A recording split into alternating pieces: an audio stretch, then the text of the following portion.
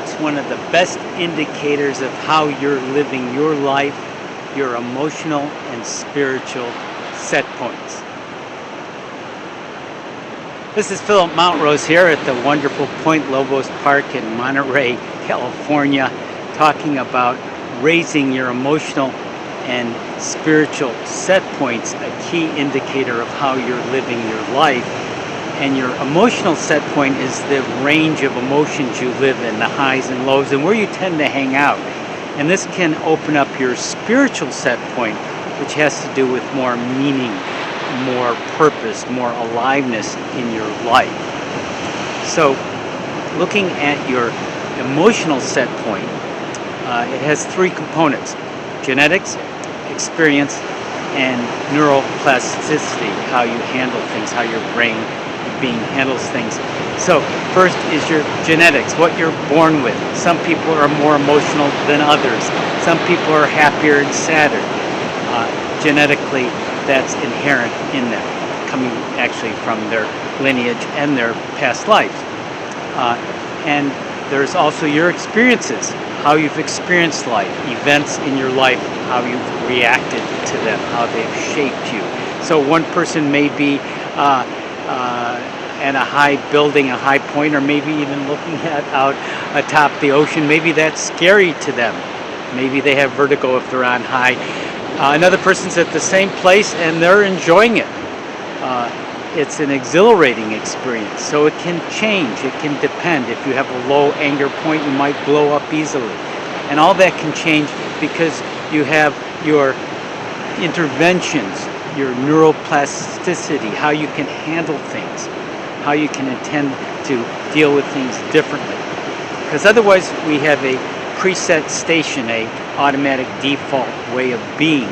These set points are set. They're just there automatically, unless we intervene, unless we intend to change them. It's like a preset radio dial, but you can adjust or change the station if you intend to do so. Because sometimes you will react automatically, and if it's a real threat, that's good. You're going to raise your blood pressure, increase your breathing to deal with the danger. But if you imagine there's a problem where there isn't, due to past programming, trauma, and such, that's a problem. That will affect your health and your well-being. So, how can you change your set point? How can you improve that upward slope to live more fully? Well, let me give you an example from my own life. I used to react quite a bit for our online business when there was a problem, a challenge would occur. I might panic. Oh no, there's something wrong with the internet.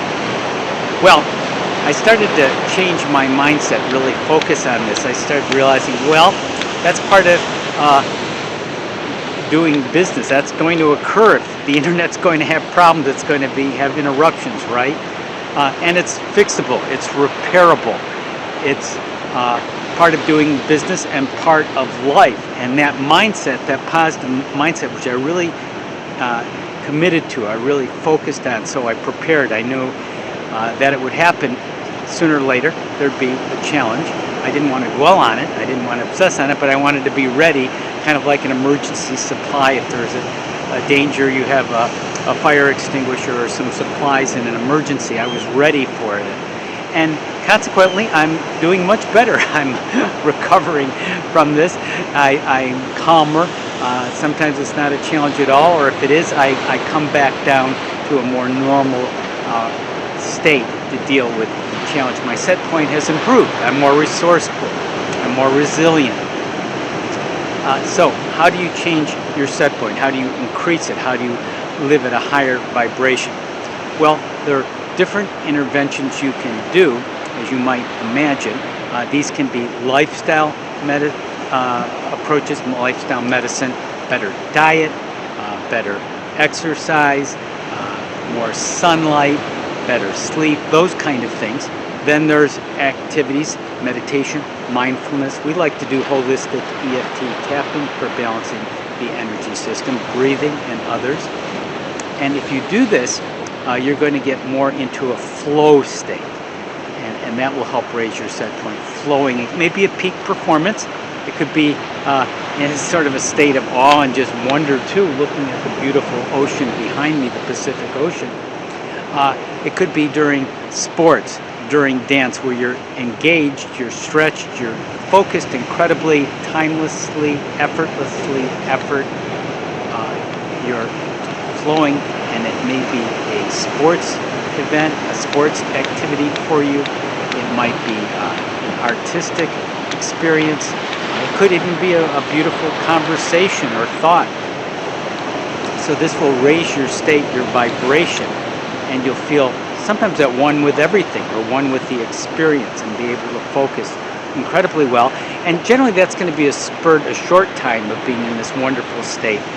But maybe more importantly is flowing into your purpose, into harnessing your gifts to make the world a better place, to really use your talents productively, flowing with that.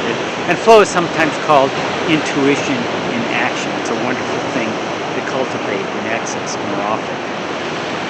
So to conclude about raising your emotional and spiritual set points, you want to manage your emotions, not repress them or try to control them.